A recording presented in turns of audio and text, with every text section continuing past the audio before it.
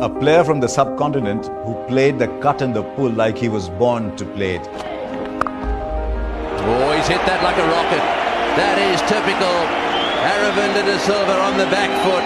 You just thought that the bowler had bowled the ball the previous day and Aravinda was just sitting there reading a book waiting for the ball to come. That's how much time he seemed to have. Aravinda de Silva is beginning to turn it on here. I think it was 1985 when we toured Sri Lanka for the first time.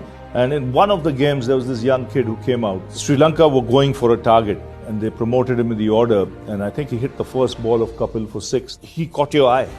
Guys that high could hit the ball that long and wasn't afraid to play those horizontal bat shots. Oh, he's hit that beautifully. That's a magnificent shot. That's Aravinda at his best. He's hit that into the crowd. The best batters are able to take the same ball and hit it to different areas of the ground. And Aravinda de Silva could do that quite easily. His conversion rate in test matches was something quite phenomenal, 22 half centuries and 20 hundreds. That's unbelievable. His iconic shot for me was the pull shot. As captain against Aravinda or playing against him, he had this great knack of just sort of swivelling and pulling it away for 6. He picked up length brilliantly. In those days, every Sri Lankan batter bowled a bit, and so the moment you found a surface where the ball was gripping a little bit, Sri Lanka suddenly had 2 extra bowlers in Aravinda and Jayasuriya. Hit the deck hard, fast, off breaks. They turned too. He wasn't just someone who rolled his arm over. Ball him! He's got him! He's tossed that one up in the air. Healy has been done, neck and crop. In the early 90s, where he dominated, Sri Lanka cricket hadn't still taken off. It was on the back of his efforts that people started believing, his teammates started understanding how to play, what to do, when to do, that they can compete and go a step further and say win a World Cup.